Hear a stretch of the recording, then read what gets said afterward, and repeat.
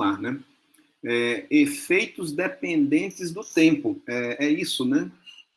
Que a gente vai... É problema uniaxial, do mesmo jeito, do mesmo jeito que a gente já vem falando, né, desde a aula passada.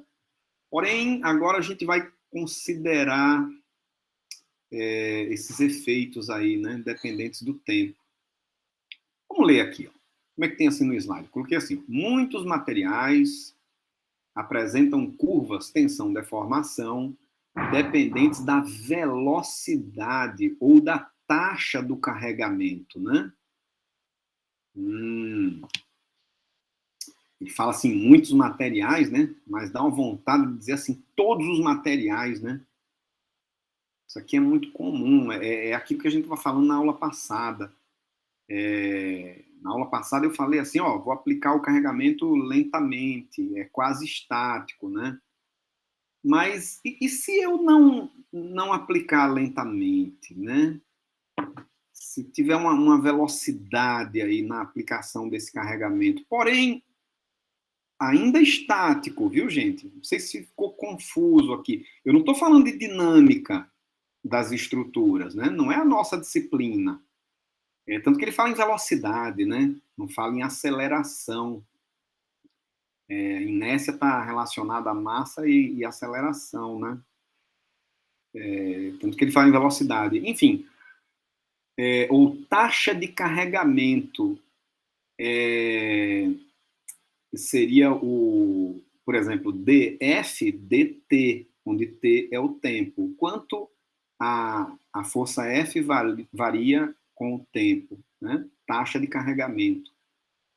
Em geral, o diagrama correspondente à maior taxa de carregamento se localiza por cima daquele relativo à carga mais lenta. Tem uma figura aqui para a gente, né? De duas relações, tensão, deformação, para um mesmo material. Em amarelo, porque em amarelo, aqui embaixo, eu tenho sigma ponto, aqui ponto quase que não dá para ver, né? Mas eu tenho aqui um sigma ponto 1. O que é isso, sigma ponto? É o d sigma dt, né? O quanto a tensão varia com o tempo. Tá? E acima, em vermelho, eu tenho o sigma ponto 2. E aí ele me diz o seguinte, olha, que se a taxa de carregamento ela é maior, por exemplo, sigma ponto 2, esse comportamento tensão-deformação ele vai meio por cima. Se fosse uma velocidade de carregamento menor, seria o sigma ponto 1, a situação em amarelo, né? E eu não sei vocês, mas se eu ler isso daqui e olhar o gráfico, uma coisa meio... não acrescenta nada, né? Uma coisa meio sem sentido, assim. Sim, e daí, né? Você fica olhando ali, lê, olha para a figura, mas ela não te diz muita coisa, né?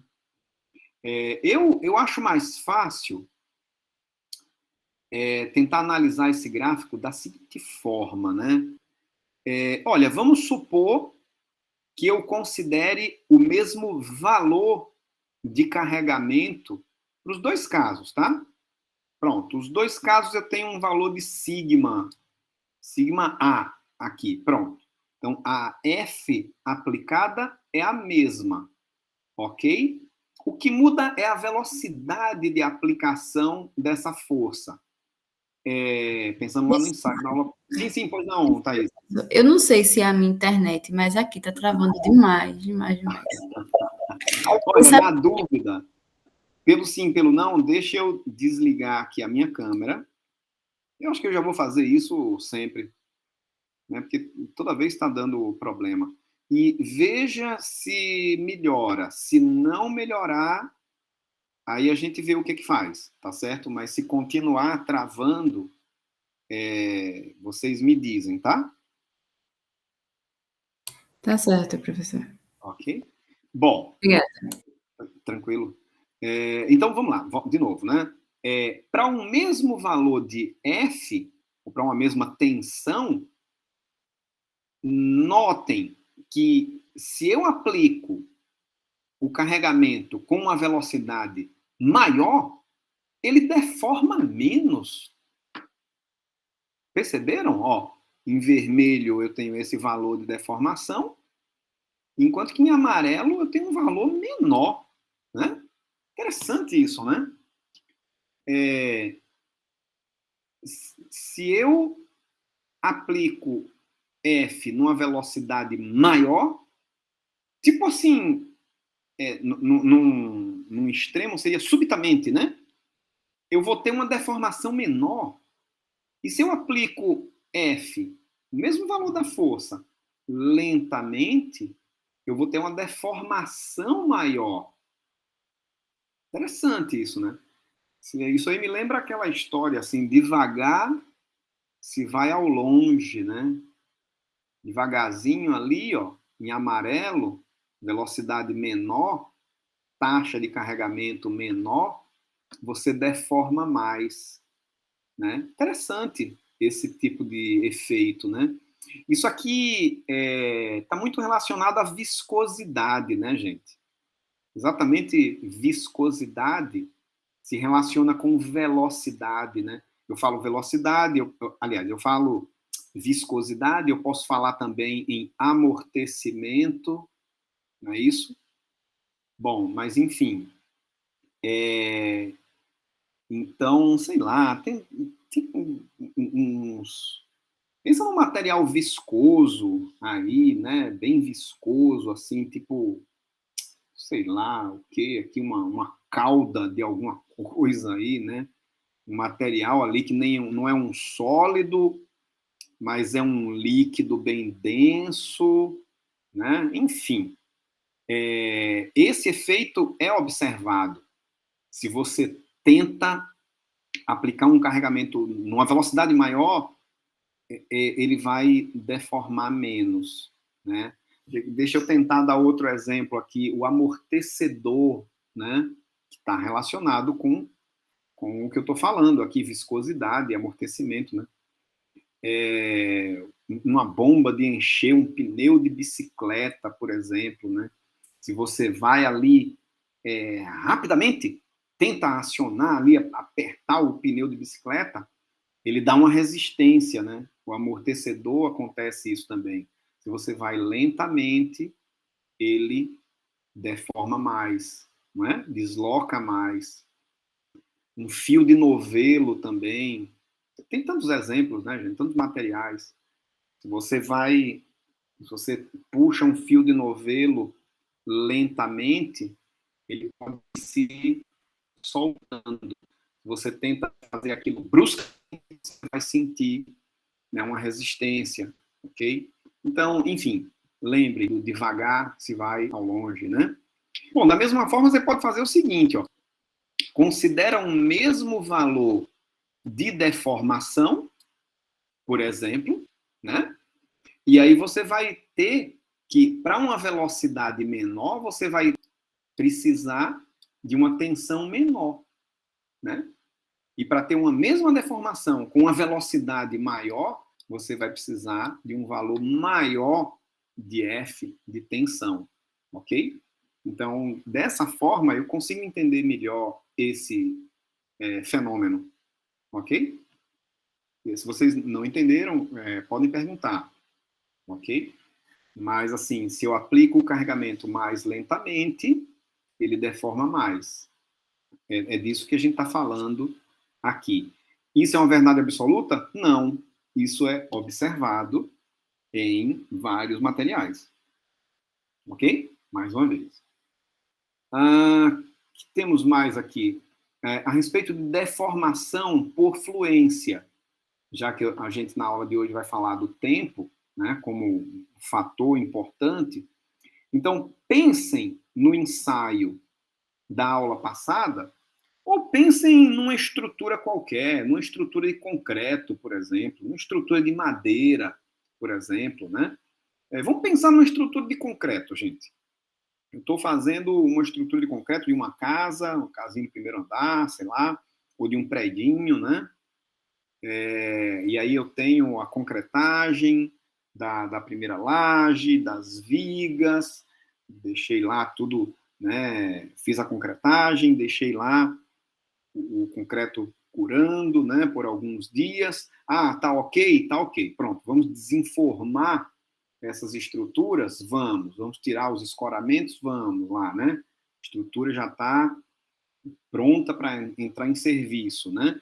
Então, vejam bem, quando você vai tirando o escoramento ali da sua estrutura, o que vai acontecer é o seguinte, é você tirando o escoramento e quase que instantaneamente, em uma questão de segundos, aquela estrutura ela vai deformar. Não é isso? Não dá para a gente imaginar isso, né? Você tem uma viga lá que você concretou, ela curou já, né? Já está pronta para entrar em serviço. Vamos tirar o escoramento? Bora. Vamos tirar as formas ali? Vamos, né? É você tirando e ela deformando. Você pode até nem ver, mas se você estiver monitorando essa estrutura, você vai, né, ver que ela vai deformar. Agora, aquilo ali, né, se todos os meus cálculos foram bem feitos e a execução foi bem feita, eu vou ter uma deformação elástica, né, que acontece ali quase que instantaneamente, é uma questão de segundos, né? Bom, vamos considerar que plastificou um pouco em alguns pontos. Vamos considerar uma parcela de deformação plástica também, tá? Isso é quase que instantâneo também, né? Agora, ao longo de meses, ao longo dos anos, a gente sabe, né, que aquela estrutura ela continua, é natural que ela continue se deformando. Quer dizer, se eu conseguir monitorar essa estrutura ao longo dos meses e ao longo dos anos, né? E aí se você pensa em estruturas históricas, né, estruturas aí com séculos, né? Pensa lá no Velho Mundo, igrejas, alvenarias, né? Enfim, aquilo ali tem séculos, né?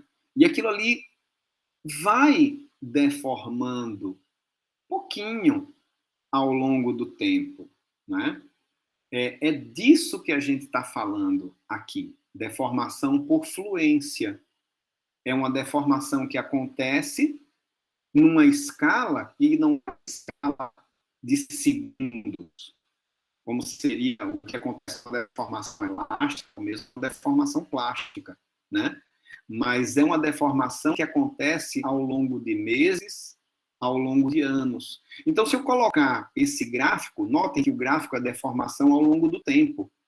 Se eu colocar esse tempo aqui em segundos, caramba, meses, anos, em uma escala de segundos, essa deformação elástica e plástica, ela vai para vertical, né? Ela se torna instantânea. Então é disso que eu estou falando aqui, tá? A deformação por fluência, ela acontece numa escala muito maior, né? Ao longo de meses, ao longo de anos, do que a deformação elástica e a deformação plástica, tá? Lembrem desse exemplo aí que eu falei do concreto armado, né? De forma que você pode dizer que a sua deformação total ao longo do tempo, né, seria o valor da deformação elástica,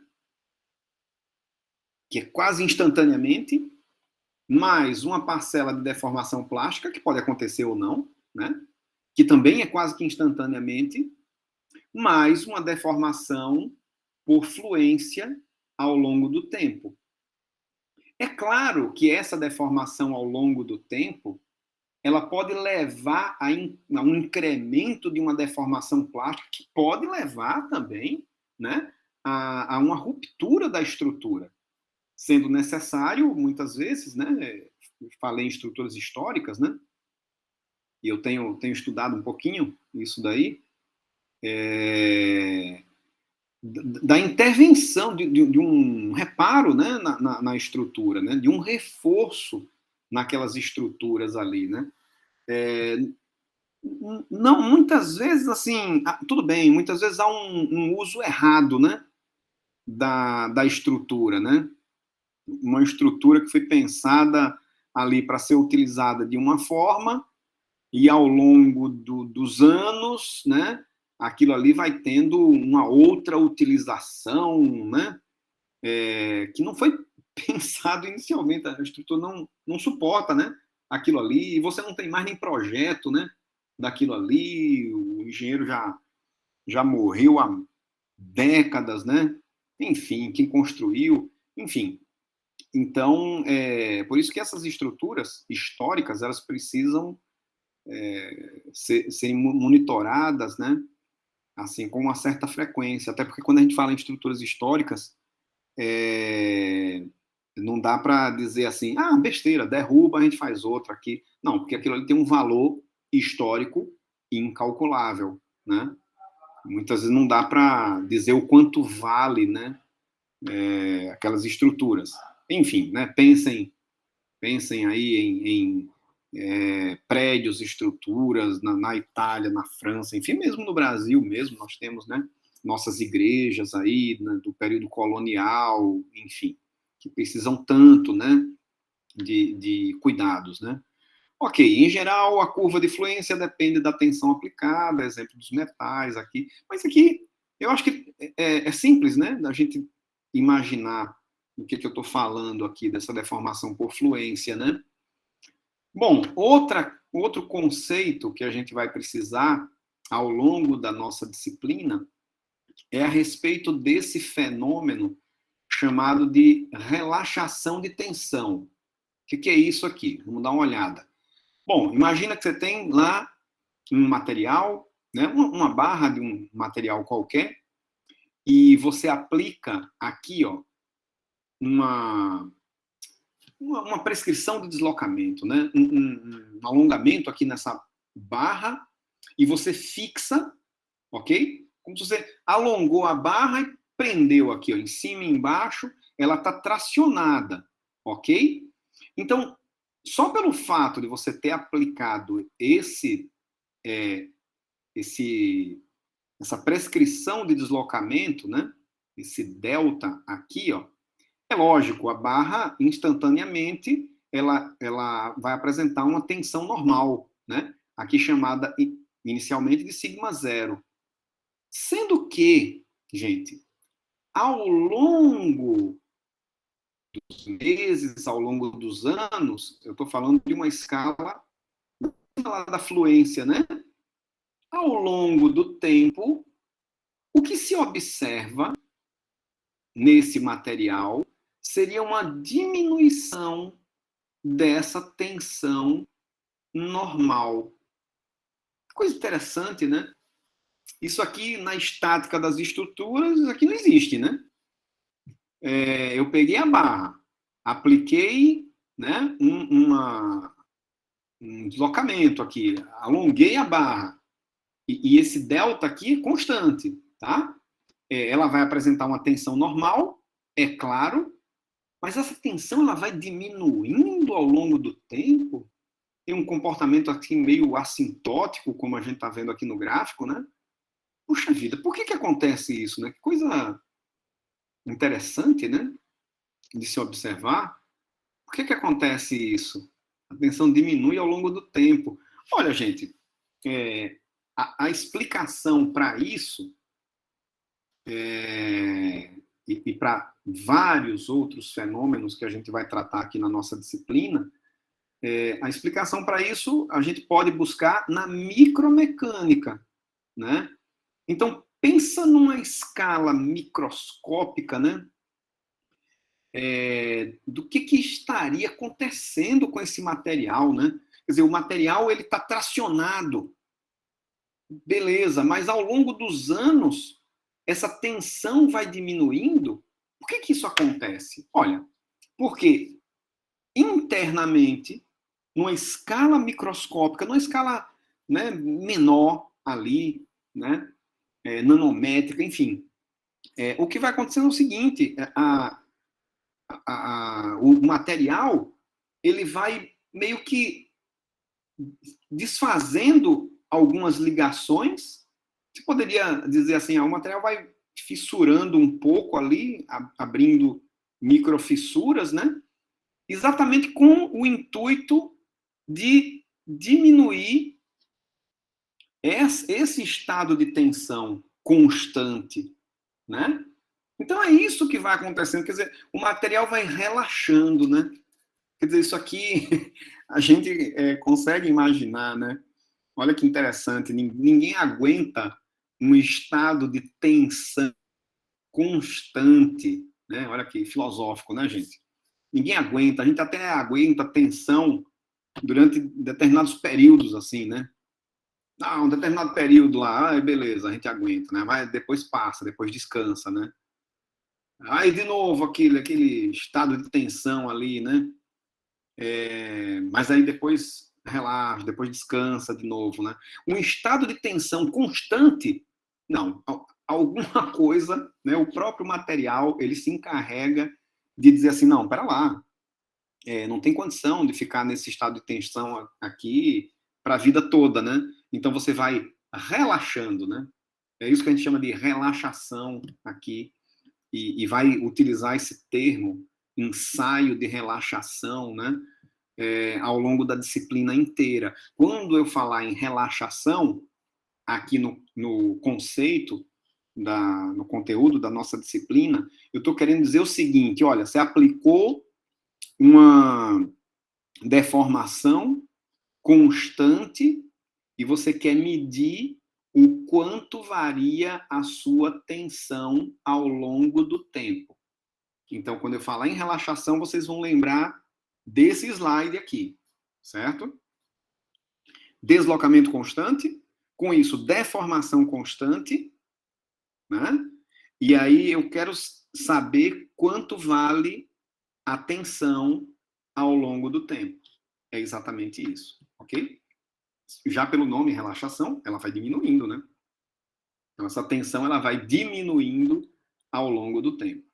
Ok, gente? Qualquer dúvida, perguntem, tá? Muito bem. CRIP, outro fenômeno aqui que depende do tempo, né? E que a gente vai considerar na nossa disciplina, né? São vários conceitos aqui. No slide, ele define CRIP, que é a fluência, né? Da seguinte forma, ó, é uma deformação dependente do tempo observada durante um teste de tração ou de compressão em condições de temperatura elevada e com força constante, né? Então é aquele mesmo esquema que a gente viu lá na fluência, né? Agora, puxa vida, para fazer um ensaio de CRIP em laboratório, notem que eu falei meses e anos, né? Aí é complicado, né? Quem é aí da parte experimental vai dizer, puxa, eu vou fazer o meu experimento, mas o meu experimento vai durar meses, né? Eu vou ter aquele equipamento lá no laboratório reservado por meses, né?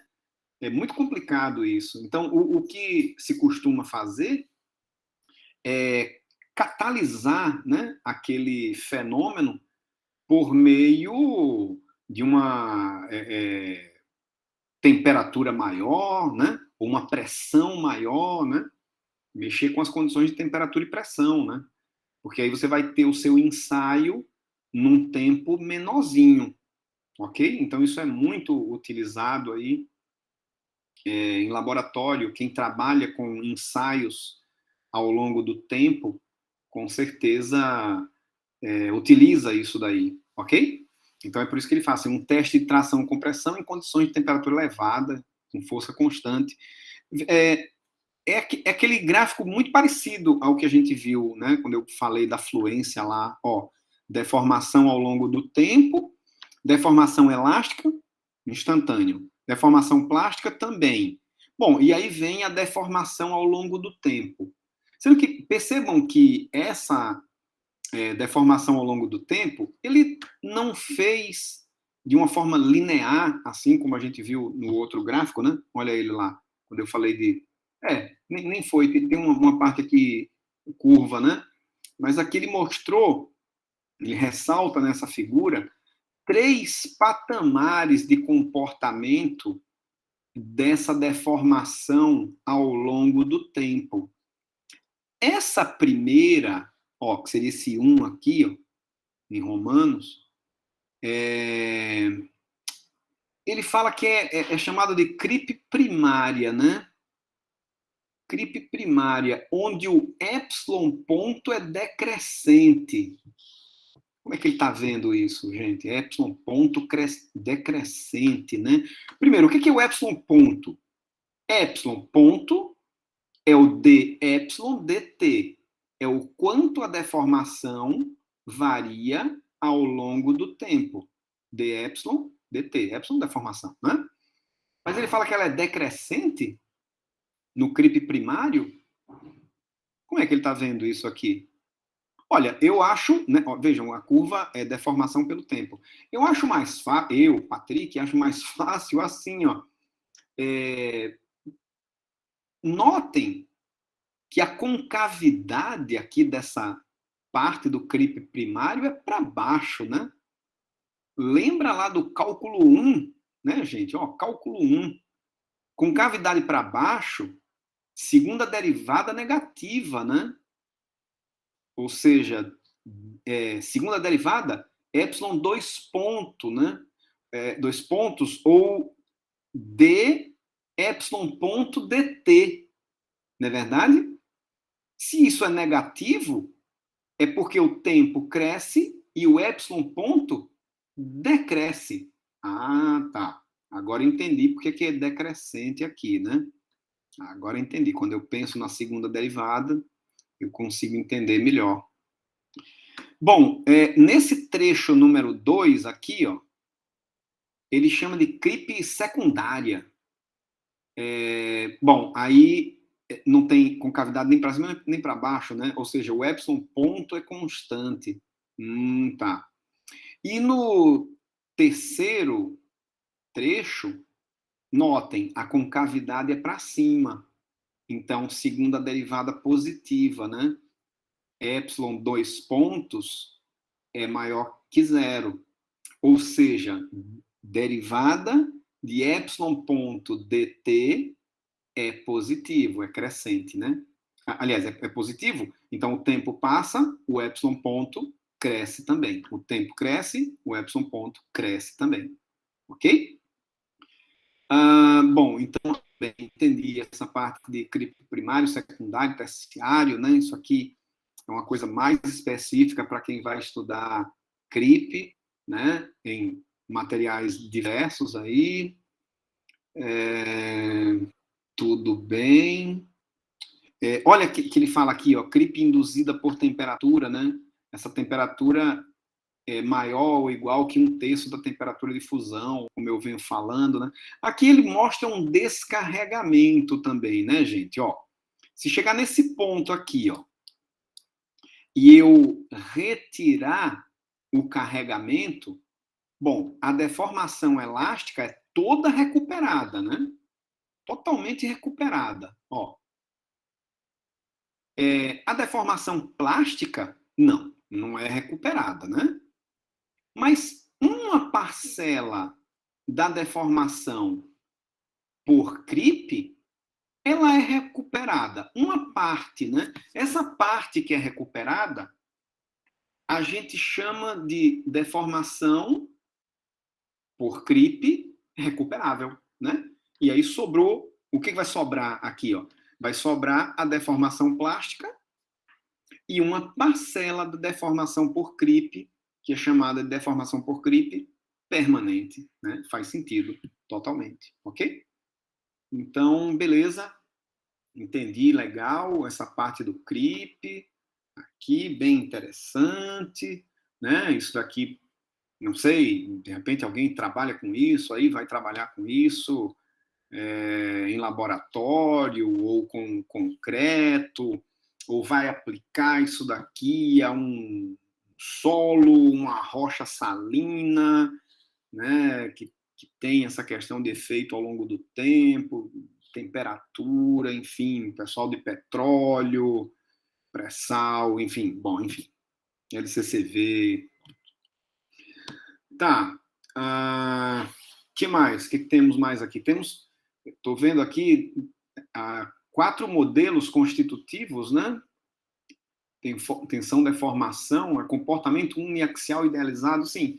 Isso aí a gente já vem estudando desde a aula passada, né? Teste de tração quase estático, beleza, em temperatura moderada. Parece... É aquilo que a gente viu na aula passada, né, gente? Só que poderia estar, inclusive, na aula passada. O primeiro modelo constitutivo, esse em cima à esquerda, como é que é isso aqui? Eu vou aumentando a tensão, ou o valor de F, e eu não tenho deformação nenhuma. Esse daqui seria um modelo rígido, né?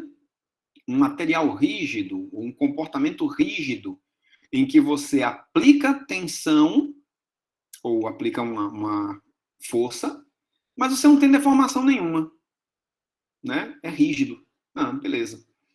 Bom, eu tenho aqui o elástico linear. Esse daqui a gente comentou bastante na aula passada, na aula de hoje, né? Elástico linear. Eu vou aplicando F, eu tenho um alongamento, com isso eu tenho uma deformação, F dividido pela área é a tensão, beleza? E existe uma proporcionalidade entre tensão e deformação, né? É elástico, se eu retirar o carregamento, ele volta ao que era antes, blá, blá, blá, né? Esse outro aqui, bom, ele tem um trecho rígido, quando ele atinge uma tensão de escoamento, eu vou chamar de Y aqui, ó, ele plastifica, sendo que não tem nem hardening nem softening, né? Ele plastifica perfeitamente, como a gente chama, tá?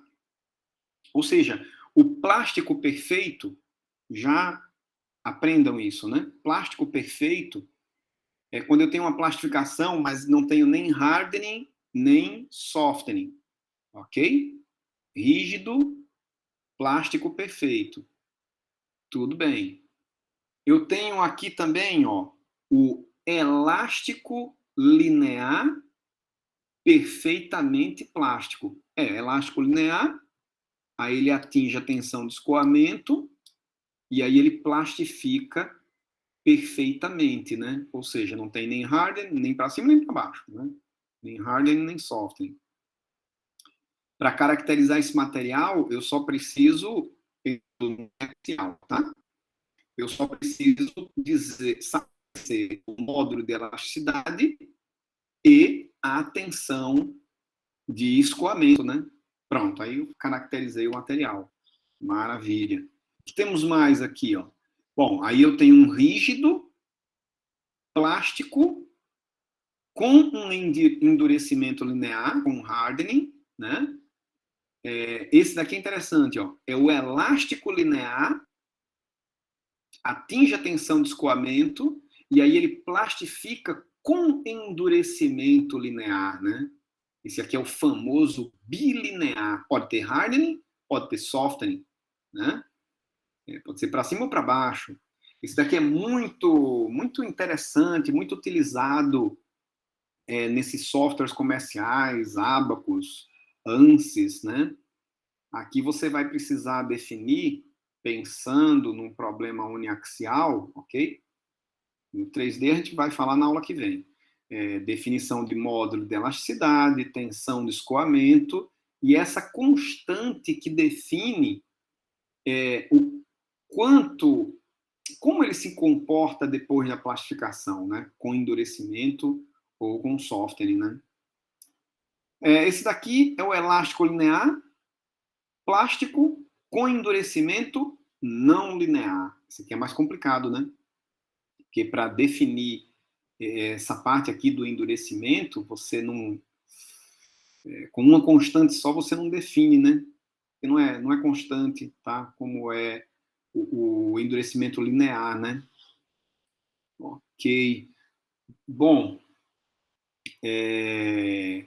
esses modelos que a gente viu até aqui são bem intuitivos, alguma coisa a gente viu na aula passada.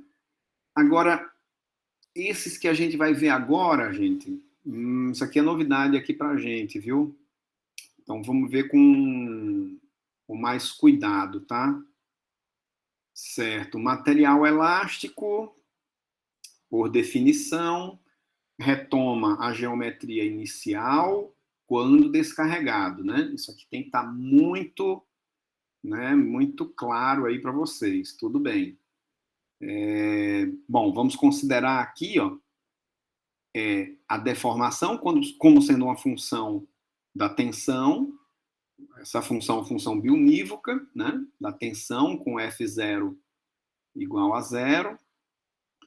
Ou seja, para cada valor de sigma eu tenho um valor de epsilon, né? E se o sigma é zero, o epsilon é zero também. Tudo bem. Então, que modelo constitutivo é esse que a gente está vendo aqui? Esse daqui é tranquilo, gente. Ó, material elástico linear. Esse aqui eu sei tudo já, né? Ou material Hookeano, né? Porque ele respeita a lei de Hooke, uma proporcionalidade entre tensão e deformação, e quem define essa proporcionalidade é o módulo de elasticidade, né? Tá. Mas aí apareceu esse símbolo aqui. O que é isso aqui, gente? O negócio parece uma molinha aqui, né?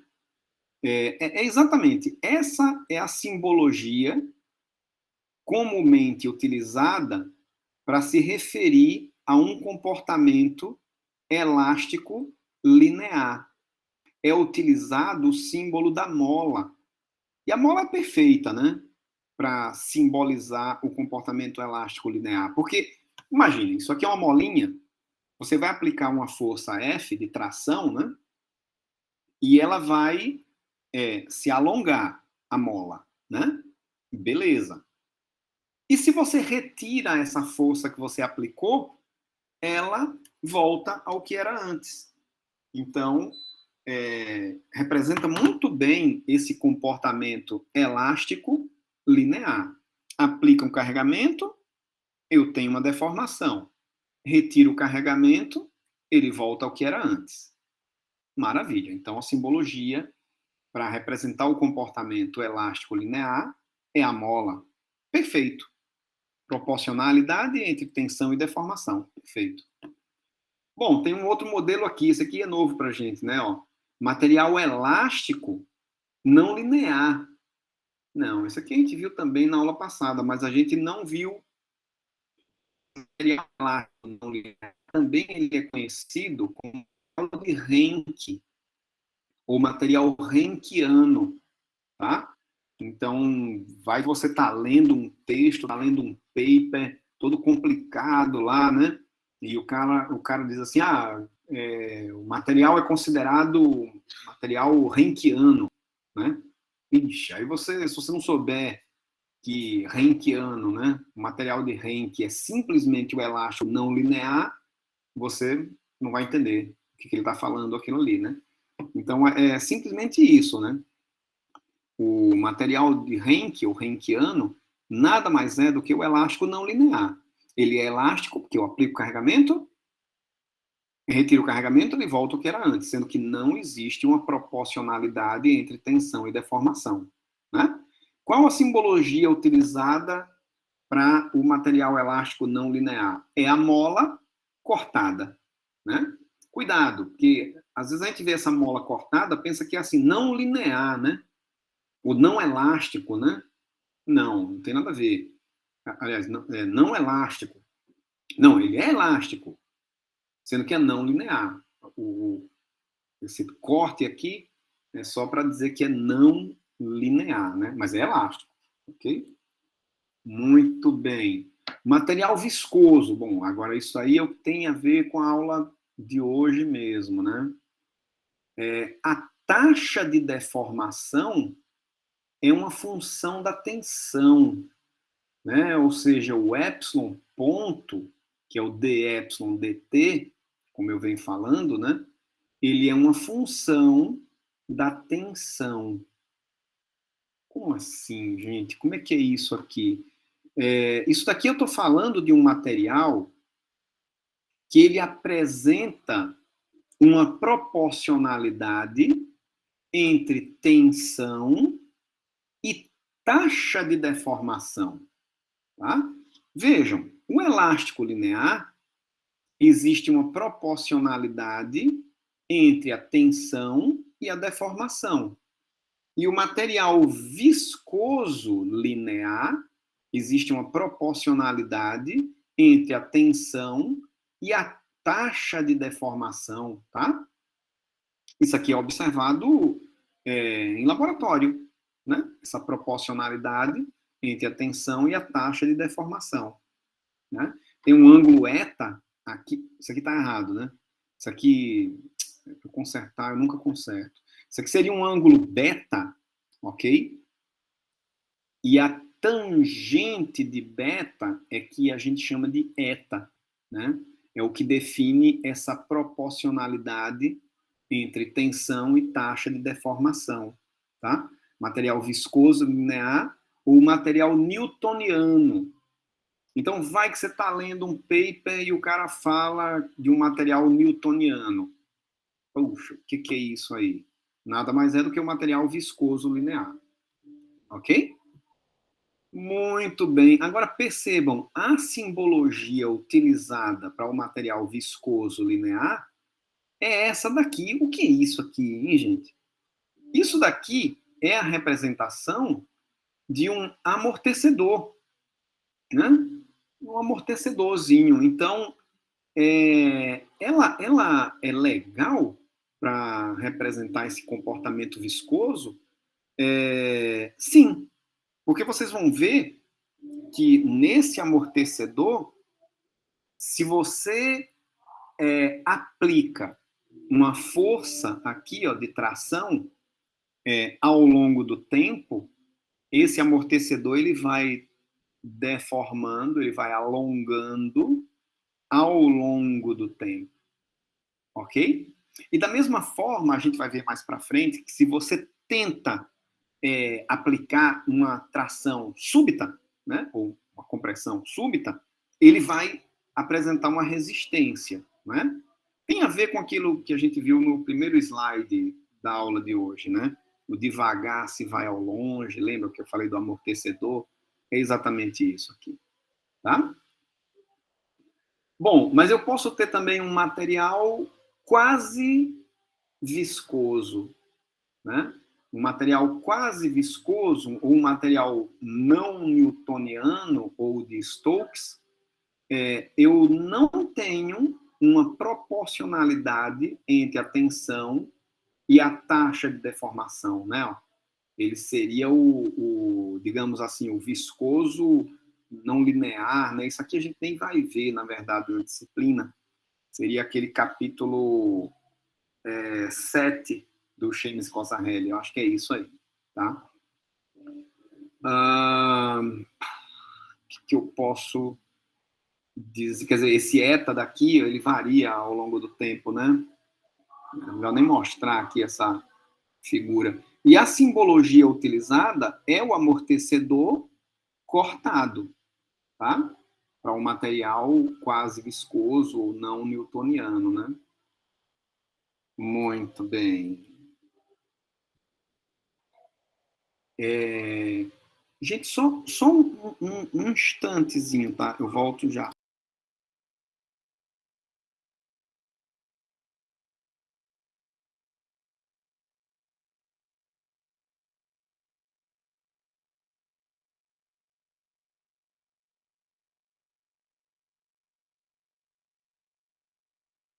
Pronto, voltei.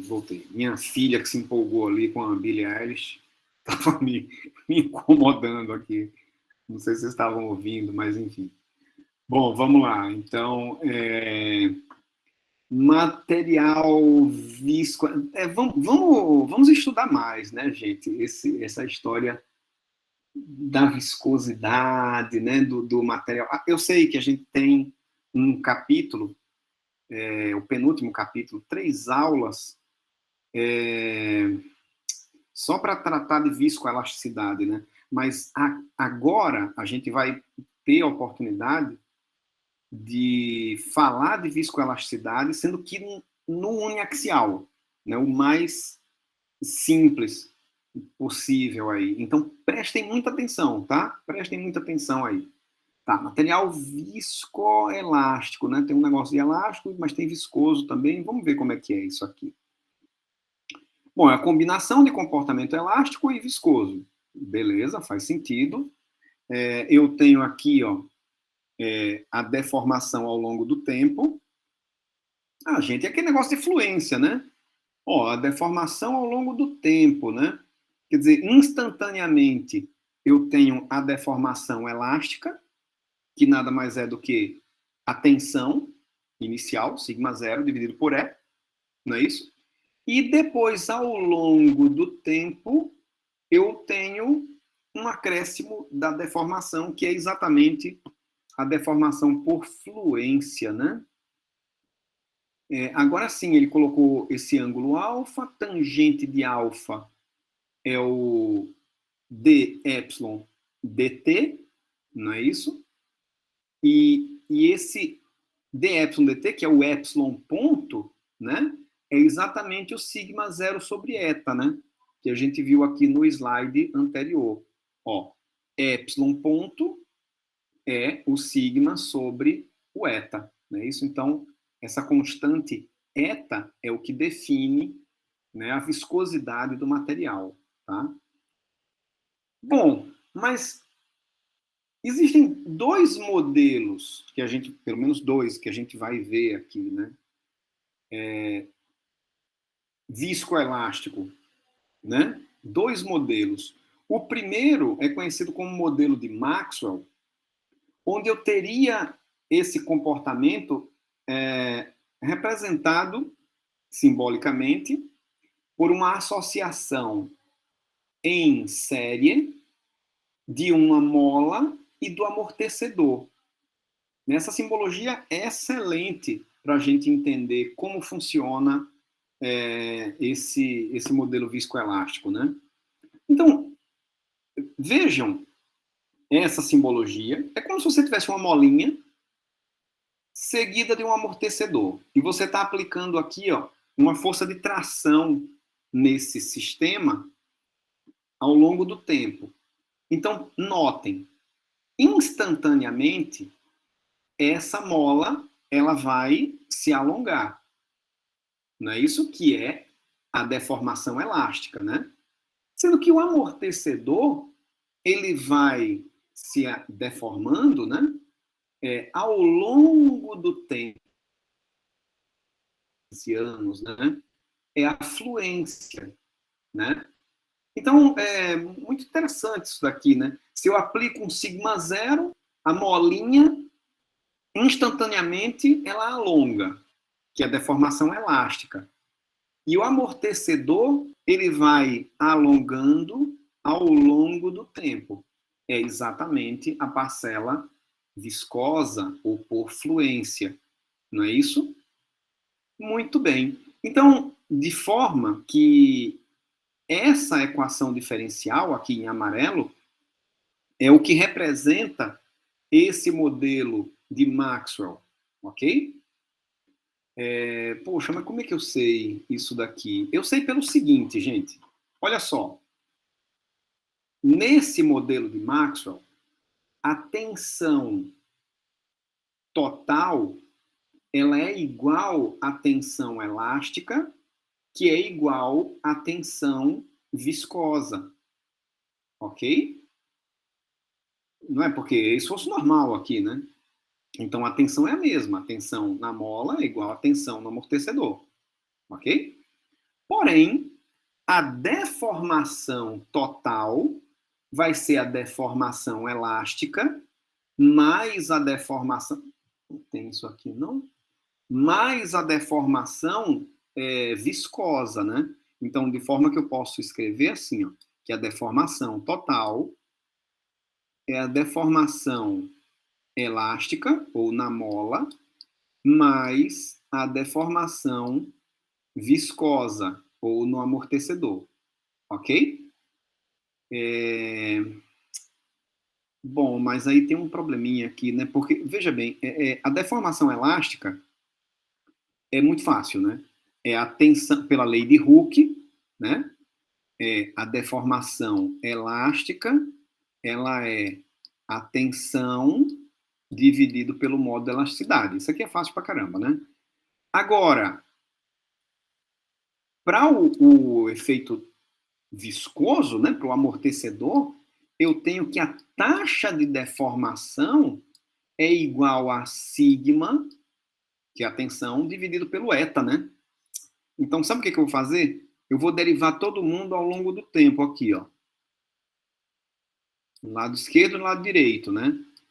De maneira que epsilon total ponto vai ser epsilon elástico ponto, que é simplesmente o sigma ponto sobre E, é uma constante, né? E não varia ao longo do tempo. Agora sim, agora ficou fácil, né?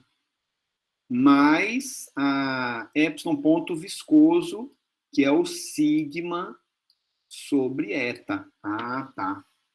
Agora essa equação diferencial do modelo de Maxwell, tá? Modelo viscoelástico de Maxwell, agora está claro aqui, né?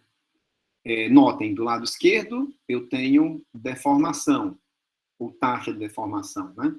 E do lado direito eu tenho tensão, taxa de deformação. Tenho tensão, taxa de tensão, ok? E tenho duas constantes, né? Constante da mola, ou constante elástica, e do amortecedor, que é o eta, ok? Tem algumas observações aqui, ó.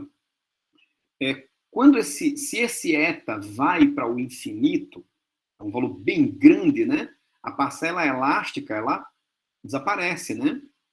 Então eu tenho só que a tensão, a taxa de deformação total tende a ser o eta, a tensão dividido pelo eta, né? Isso seria um fluxo viscoso, né? Já se o eta vai para o infinito, o que eu tenho é que epsilon ponto é sigma ponto sobre E, tá? Seria o material elástico ou o comportamento elástico, ok? Bom, então esse seria o modelo de Maxwell, o modelo viscoelástico de Maxwell, onde eu teria uma associação em série de uma mola ou do comportamento elástico com um amortecedor ou do comportamento viscoso, tá? Tensão elástica, como eu já falei, ó, a tensão na mola, tensão elástica, é igual à tensão no amortecedor, a tensão viscosa, né? E a deformação total é a deformação elástica mais a deformação viscosa, né? Tudo bem. No livro, tem uma aplicaçãozinha feita já. Então, eu recomendo fortemente a que vocês ou deem uma olhada, né, nessa aplicação número 1, que tem lá no livro, ou então tentem fazer e depois confiram com o livro, né? Enfim, é uma aplicação feita lá, né? Seria o seguinte, ó, considerando o modelo viscoelástico de Maxwell, olha aqui, mola, amortecedor, o comportamento elástico e viscoso em série, né? Ele pede a expressão das deformações para uma tensão constante, sigma zero, aplicada instantaneamente, né? E, letra B, a equação das tensões para o caso de uma deformação constante, epsilon zero, subitamente imposta. Então, a letra A, gente, no modelo de Maxwell, a gente vai aplicar uma tensão constante subitamente aplicada, né? Antes do zero, a tensão é zero. E no tempo igual a zero, ela pula subitamente para sigma zero e se mantém constante. Ok? Então, sigma é constante e é aplicado subitamente. Você quer calcular a deformação. Ok? A isso daqui a gente chama de ensaio de fluência. Tá? No ensaio de fluência é exatamente isso. Uma tensão constante aplicada subitamente. Então, o sigma você conhece. E você quer calcular a deformação, o epsilon, ao longo do tempo. Ok? Essa daqui é muito fácil, né, de descobrir. Para o problema, para o modelo viscoelástico de Maxwell, essa é a equação diferencial em amarelo, né, que a gente acabou de deduzir. E nessa equação diferencial, é a solução de uma equação diferencial, viu, gente? Onde o sigma, ele é constante e subitamente aplicado, né, e vale sigma zero. Então, é resolver aquela equação diferencial para esse valor de sigma, tá? A resposta é essa aqui, é relativamente simples, tá? Tem feito lá no livro, deem uma olhada, tá? Se tiverem alguma dúvida, me perguntem. Na letra B, aí seria um ensaio de relaxação, onde eu aplico uma deformação constante, subitamente, relaxação a gente viu, né, aqui, e eu quero calcular a tensão ao longo do tempo. Então, olha como ele cai, né, exponencialmente aqui, ó. É um ensaio de relaxação. É a mesma forma, é resolver essa equação diferencial, sendo que agora você conhece a deformação. Ela é constante, subitamente aplicada. Ok? Constante ao longo do tempo, subitamente aplicada. Você conhece a deformação, você quer calcular a tensão. Ok? Então, isso seria a letra B dessa primeira aplicação. Deem uma olhada lá no livro também. Tirem as dúvidas aqui depois comigo, tá? Bom, mas nós vamos estudar hoje um outro modelo viscoelástico linear, conhecido como modelo de Kelvin, ou Voigt, ou ainda modelo de Kelvin-Voigt. Ok? Modelo de Kelvin-Voigt. No modelo de Kelvin, o Kelvin-Voigt, né? A gente teria a representação dele pode ser feita por meio de uma associação em paralelo de uma mola e do amortecedor, ok? No Maxwell, seria um comportamento, né, representado por uma associação em série da mola e do amortecedor, comportamento elástico, comportamento viscoso, né? Viscoelástico. Mas no Kelvin, a gente teria algo como isso daqui, ó, uma associação em paralelo da mola e do amortecedor. Poxa, o que que muda nisso aqui, gente? Olha, muda o seguinte, ó. Percebam, a deformação na mola, ela é igual à deformação no amortecedor. Ou seja, a deformação elástica é igual à deformação viscosa, tá? Agora, a tensão total é a tensão elástica, ou a tensão na mola, mais a tensão viscosa, ou no amortecedor, tá? Com isso, eu posso dizer que a equação diferencial desse modelo seria, bom, vamos lá, a tensão é igual à tensão elástica, que é E vezes epsilon, lei de Hooke, né, facílimo, mais a tensão viscosa, ou no amortecedor. Né? Qual é a tensão viscosa mesmo, gente? Bom, a tensão viscosa é epsilon ponto vezes eta, né? É exatamente o que está aqui, ó. Epsilon ponto vezes eta, ok? Olha a garganta já reclamando aqui. Tomei uma água. Então, é essa equação diferencial aqui, ó, né?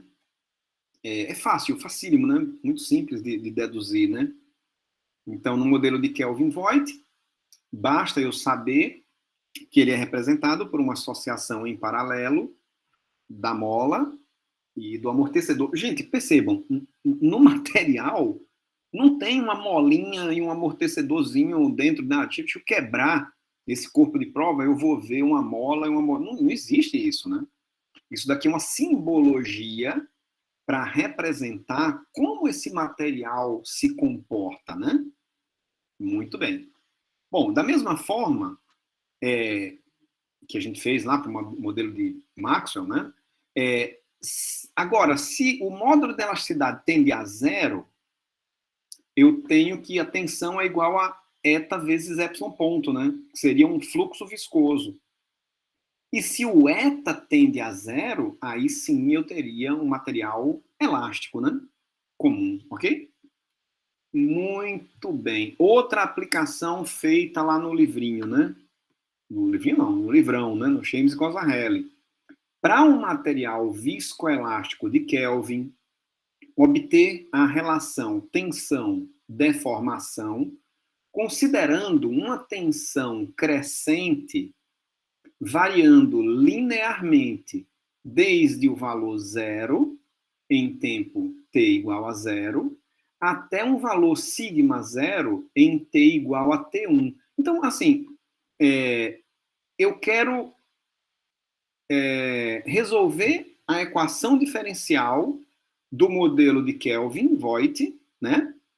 Onde eu conheço a tensão. A tensão varia linearmente de zero a sigma zero no tempo t1, ok? É só resolver essa equação diferencial aqui. Só não, né, gente? Aí fica mais... Olha a resposta aqui, ó, que vocês estão vendo. É um pouquinho mais complicado, né? Para quem não viu a disciplina de equações diferenciais, né? EDO, na graduação, equações diferenciais ordinárias, né? Que não é obrigatória para a engenharia civil, mas é obrigatória para a engenharia química, por exemplo. Para petróleo, não sei, né? Talvez seja, eu não sei mesmo. Mas aí fica um pouquinho mais complicado, né? Mas está feita lá, viu, gente, no livro. E se você disser assim, eu vou pegar a solução pronta dessa equação diferencial aqui, tudo bem, né? Tudo bem, é só modificar aqui os valores constantes. Mais uma vez, deem uma olhada no livro, qualquer dúvida, me perguntem. E é muito interessante olhar essas questões feitas no livro, porque vocês já vão se acostumando com o grau de dificuldade, né? De formalismo matemático, enfim, do James e Cosarelli, tá? Lembrem que as questões da lista são nesse nível, ok? Então, sem querer assustar, né, a ninguém, mas vocês vão olhando a questão feita, né? E isso vai ajudar a resolver as questões propostas lá, né, da lista 1 inicialmente, tá? Que temos mais, falta pouquinho, viu, gente? Estamos terminando aí. Eu queria terminar pelo menos uma hora, mas estamos terminando. Mais um modelo, material rígido, plástico perfeito. A gente viu, né? Ele é rígido, relação tensão-deformação, aplico sigma, uma força F, né? Uma tensão, e como ele é rígido, né? Ele não deforma, mas quando ele atinge a tensão de escoamento, Y, aí ele deforma perfeitamente, né? Esse modelinho aqui, ele é conhecido como modelo de Saint-Venant, ou de Coulomb, né? E ele é representado por esse símbolo aqui, que seria um símbolo de atrito, né? Atrito. O atrito funciona assim, né, gente? Imagina que isso aqui está representando o atrito entre duas superfícies, né? Rugosas. Se você aplica uma força aqui de tração, até ele atingir a força de atrito, ele não se desloca, né? Quando ele atinge a força de atrito, ele desloca ali, né? Então, a simbologia tem esse sentido, né? Vejam aqui, ó, a relação constitutiva desse modelo, tensão-deformação, né? Onde eu vou aumentando a minha tensão, ou seja, sigma ponto maior que zero, mas eu não tenho deformação, epsilon ponto é zero. Aí eu atinjo a tensão de escoamento. Quando eu atinjo a tensão de escoamento, mesmo para uma taxa de carregamento nula, eu tenho uma taxa de deformação, sei lá quanto, né? A função da tensão aqui tem uma constante, né? Um valor positivo e tal, beleza. Vamos supor que quando eu cheguei nesse ponto, eu tenho um descarregamento. Ou seja, sigma ponto menor que zero. Estou descarregando, né? O tempo vai passando, o sigma vai diminuindo, eu estou descarregando. E aí eu teria uma volta aqui, ó, paralela ao trecho elástico, vamos dizer assim, que seria na vertical, né? Então, para um descarregamento, sigma ponto menor que zero, ou d sigma dt menor que zero, o tempo vai passando, o sigma vai diminuindo, o epsilon ponto é zero, né? Então, a regra de fluxo ou de escoamento seria para um sigma maior que zero, o epsilon ponto ou é zero, se o sigma é menor do que a tensão de escoamento, ou se o sigma é igual à tensão de escoamento, porém o sigma ponto é menor que zero, né? Ou então é esse valor aqui indeterminado, né? Se o sigma é igual a y e o sigma ponto é igual a zero. Seria esse trecho na horizontal aqui, né? Ok? E esse é o último slide, juro. Não, mentira, menti, eu jurei mentir. Mas são só dois mais aqui, ó. É o modelo de Bingham, né? De um material viscoplástico linear. Como é que é isso aqui, gente? Como é que funciona? Aqui eu teria uma relação tensão, taxa de deformação. Note, eu vou aplicando a tensão e a taxa de deformação ela é nula. Isso daqui seria bom eu pintar aqui, ó. Esse trecho aqui em vermelho, né? Agora ficou mais bonito, não vou nem apagar isso aqui depois, mas ok. Então eu vou aplicando uma força F, ele funciona como se fosse rígido, né? Olha o amortecedor, o símbolo de atrito aqui, né? É exatamente isso, né? E ele não deforma, né? Quando ele atinge, o sigma atinge a tensão de escoamento, aí o sigma, o epsilon ponto, cresce, né?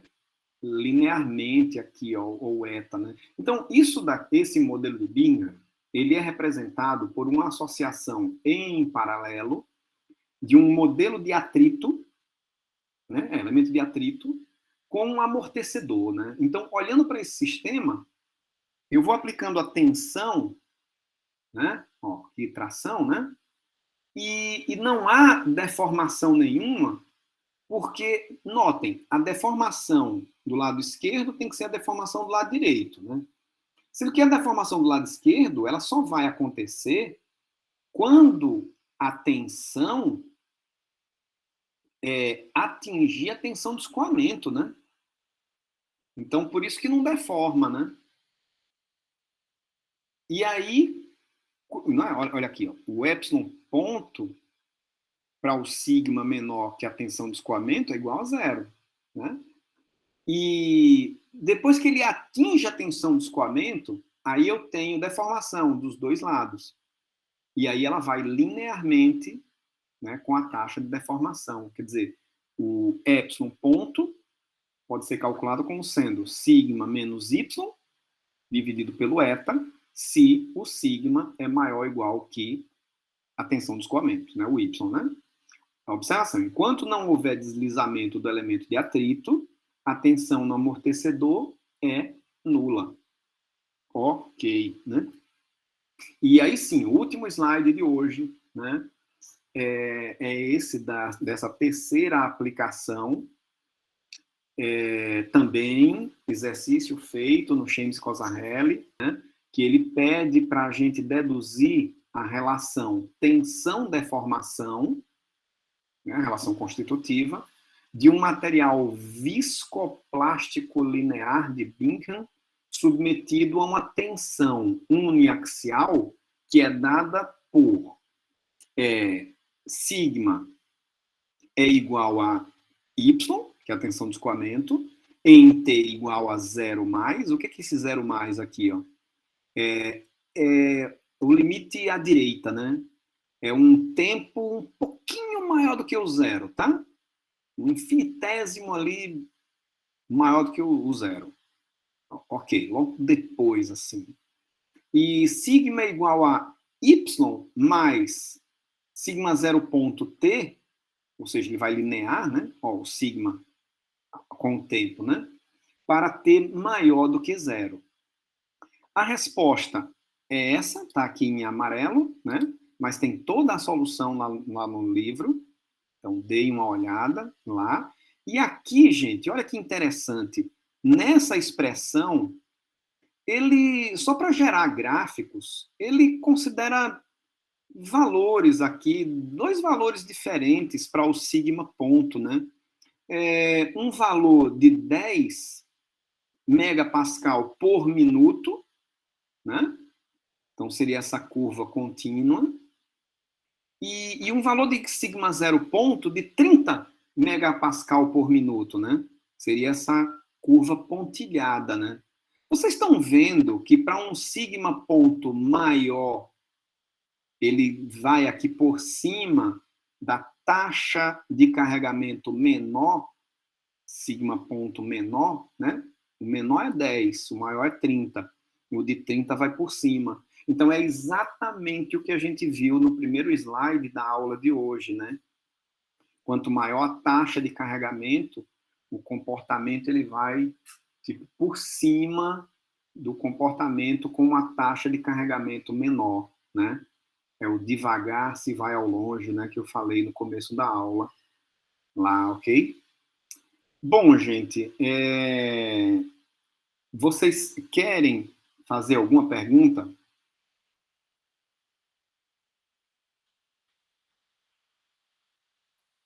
Algum comentário? Estou de olho aqui no chat. Podem ligar o microfone, a câmera, como preferirem. Nenhum comentário? Então, tudo tranquilo, né?